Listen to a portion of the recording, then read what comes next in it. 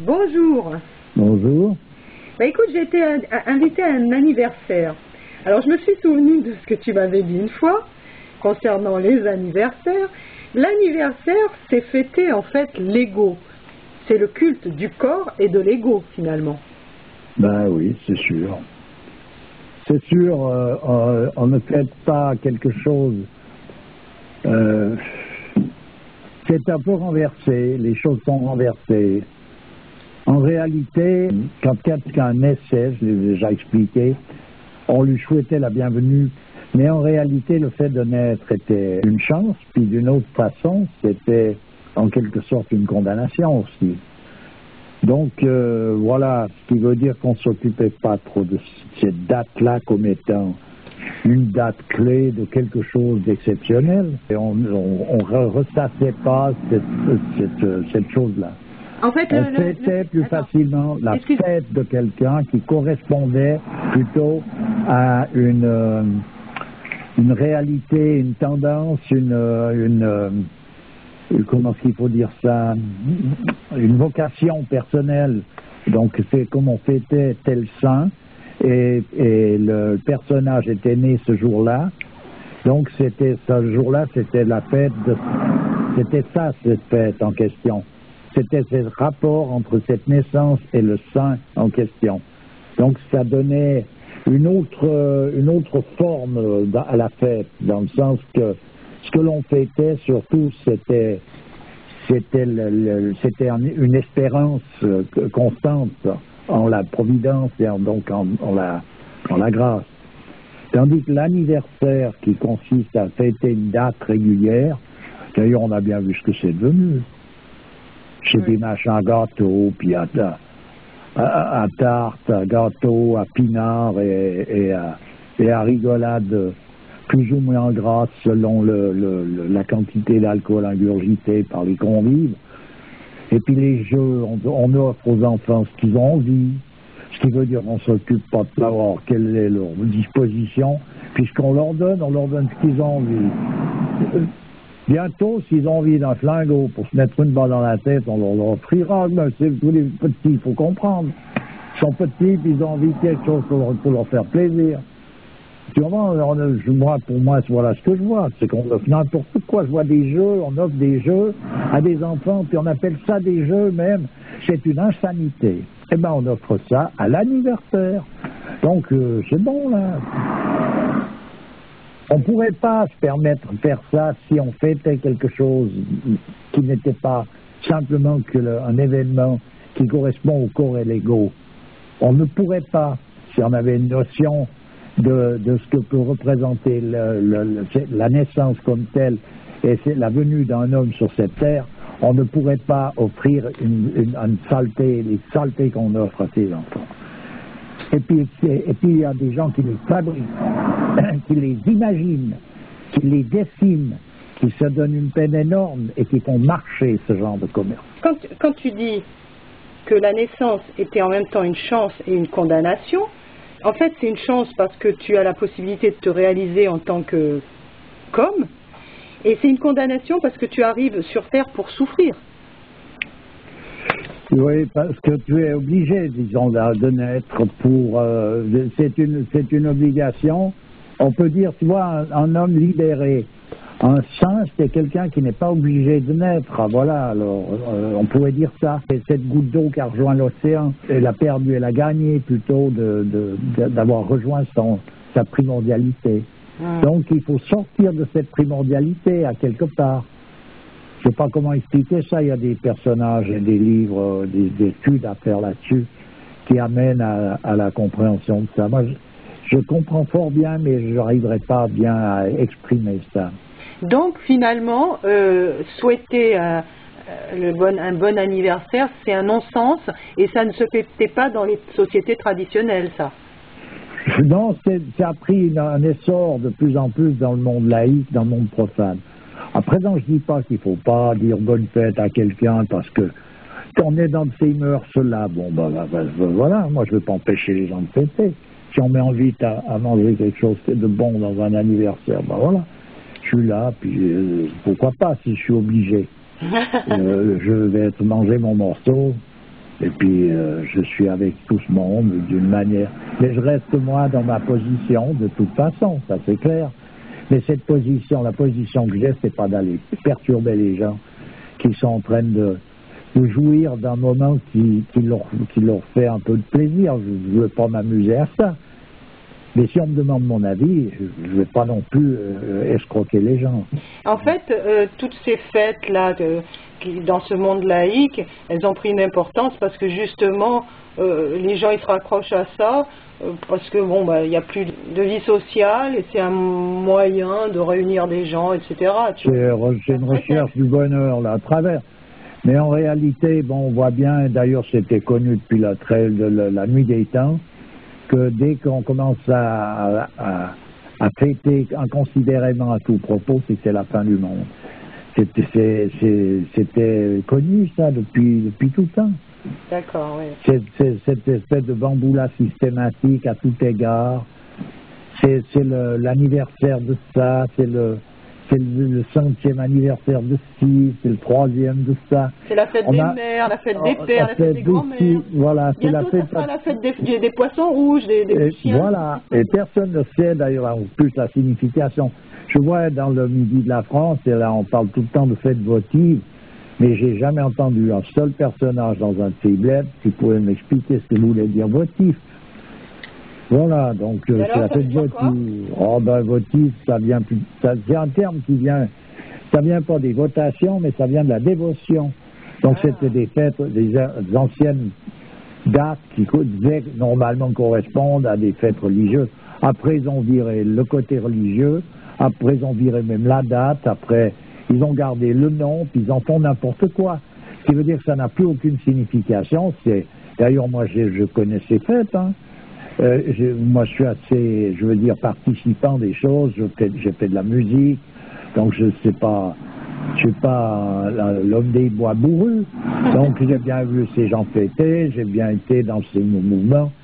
J'ai finalement la fête, c'est surtout plus on a bu, c'était drôle parce qu'on a au troisième litre, ça commence à devenir moins drôle. Mais enfin, ils arrivent, ils se mettent minables les habitués, et puis il y a les parents qui viennent, qui avec un sourire béat à regarder leurs enfants se sautiller au son d'une musique infernale, et puis se faire promener dans un carrousel, et puis on tourne en rond avec ça, un paquet de frites, puis c'est la vie est belle, puis voilà, non mais j'entends, je veux dire, moi quand on regarde le tableau d'une certaine manière, c'est poignant de tristesse, voilà ce que je veux dire. Mais pour ça, pour le regarder, si on se met dedans, c'est une autre affaire. C'est comme si on veut regarder passer un cortège pour sortir du cortège. Ouais. Si on est dedans, on voit rien. Voilà. Alors, c'est pas facile quand on est constamment en dehors du cortège, hein? Ben, c'est pas facile, sur un certain plan, oui.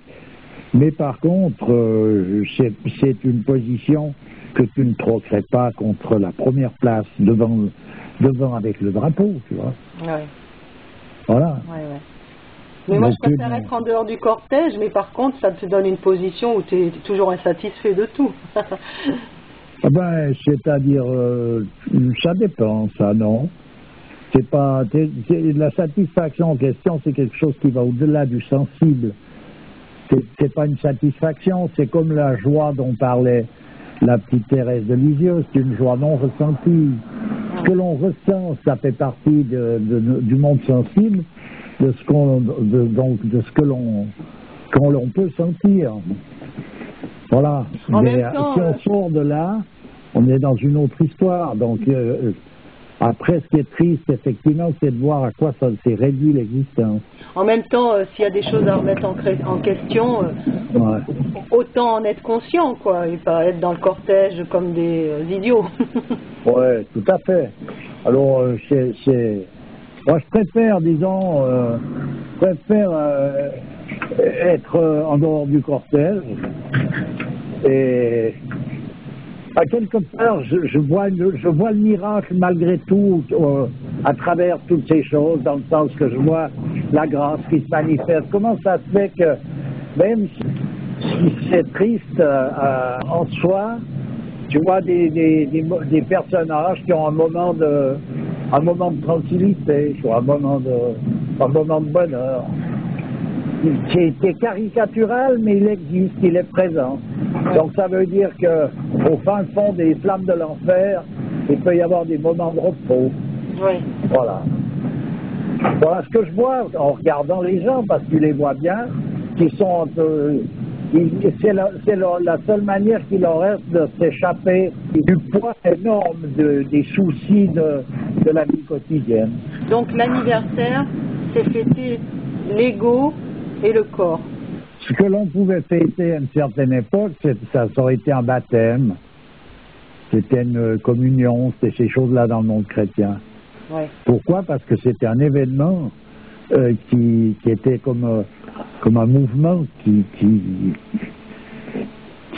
était là pour nous élever, pour un baptême, c'est comme un exorcisme en fait. Voilà.